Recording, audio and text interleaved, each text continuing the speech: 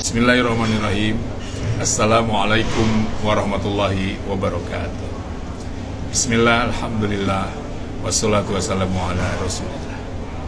Para ikhwan, sebagaimana sudah sering kita dengar, bahwasannya untuk mencapai tujuan hidup kita yaitu ma'rifatullah, alat yang paling utamanya adalah zikrullah.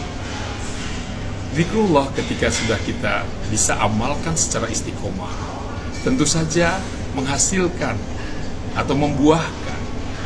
Buah dari zikrullah menurut guru agung kita terutama adalah akhlakul karimah. Bagaimana perilaku kita menjadi baik dohir batin. Sehingga buah dari zikir itu luas sekali, ya. Tidak hanya satu aspek kebaikan. Jadi terutama akhlakul karimah. Dan inti dari akhlakul karimah adalah mudawamatu dzikrillah.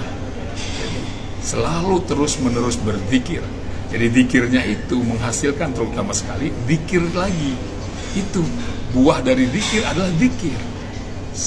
Perasaannya semakin dekat kepada Allah, semakin takut kepada Allah, ya.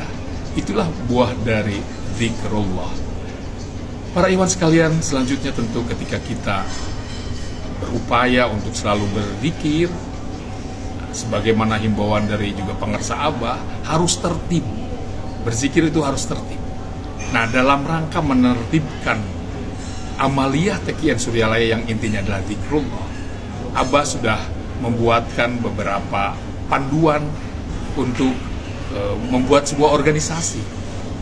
Dulu organisasinya Yayasan Serba Bakti Pondok Pesantren Suryalaya.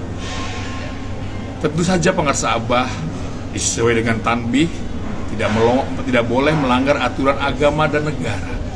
Ketika negara dengan regulasinya, undang-undang yayasan menyatakan bahwa yayasan tidak boleh lagi memiliki anggota, yayasan hanya ada di NKRI. Nah, itu tidak lagi sesuai dengan kondisi keperluan Pondok Pesantren Suryalaya yang ikhwannya ada di mana-mana, bahkan di luar negeri. Sehingga kemudian atas izin restu dari beliau, pengarsa Kang Haji Baban membentuk lembaga baru namanya LDTQN Pondok Pesantren Suryalaya. Kalau tadi yayasannya Yayasan Serba Bakti Pondok Pesantren Suryalaya, nah sekarang untuk mewadahi aktivitas ikhwan, amaliyah ikhwan, memfasilitasi ilmiah dan amaliyah para ikhwan, wadahnya oleh Pondok Pesantren diserahkan dari Yayasan Serba Bakti Pondok Pesantren Suryalaya ke Lembaga Dakwah Tarekat Qadiriyah Naqsabandiyah Pondok Pesantren Suryalaya.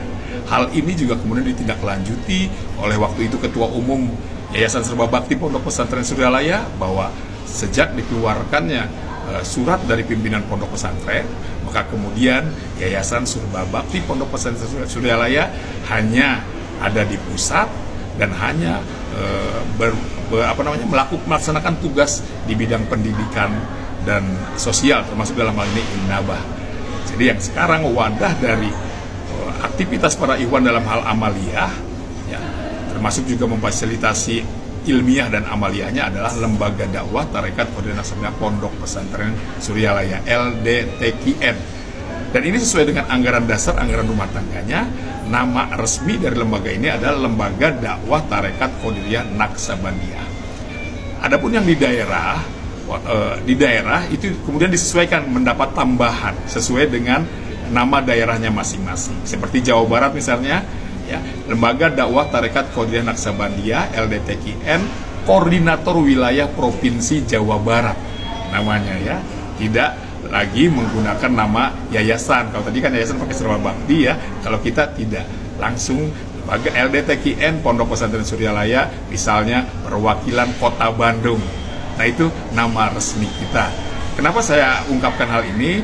Karena ini untuk menertibkan, dalam rangka menertibkan sesuai dengan amanah dari pengarsa Abah, bahwa dalam rangka supaya berhasil amaliyah kita harus tertib.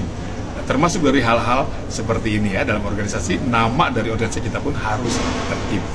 Nah, selanjutnya para ikhwan sekalian, bahwasannya dalam pengamalan ini tentu saja ada dinamika, ya, ada dinamika. Sehingga dengan demikian kadang-kadang dinamika ini sebagaimana yang kita rasakan menuntut adanya semacam dukungan-dukungan yang bersifat finansial tentu saja ya, dukungan-dukungan finansial. Nah, terkait ini Abah juga sudah memberikan panduan ya, agar kita tidak mudah lah, kalau bahasa halusnya itu tidak mudah untuk meminta gitu ya, tidak mudah untuk meminta. Nah, ini hati-hati, apalagi memintanya mengatasnamakan lembaga dakwah Tarekat Khairuddin Naqsabandiyah Pondok Pesantren Suryalaya ya. Aturan-aturan tentang penggalangan dana ini sudah diatur di anggaran dasar anggaran rumah tangga LDTKN itu sendiri, seizin ya dari pimpinan pondok dan keluarga, ada aturan-aturannya. Sehingga dengan demikian kepada para ikhwan yang akan menyalurkan sumbangsihnya dalam rangka tadi ya, untuk mengamalkan, mengamankan, melestarikan TKN Pondok Pesantren Suryalaya, silahkan dikomunikasikan atau disalurkan melalui lembaga-lembaga resmi. Sebetulnya tidak hanya LDTKN lembaga resmi di Pondok Pesantren Suryalaya itu, ada Ibu Bella, ada GMPS, ya, ada yayasan untuk urusan pendidikan dan inabah. Tapi yayasan sekarang hanya ada di pusat. Saya kira itu mungkin beberapa hal yang saya kira perlu untuk diketahui oleh para ikhwan sekalian, mengingat sekarang ini banyak sekali dinamika ya yang perlu sekali kita komunikasikan agar tidak terjadi salah paham. Insya Allah LDTKN baik di pusat maupun di daerah akan berusaha sebaik-baiknya melaksanakan amanah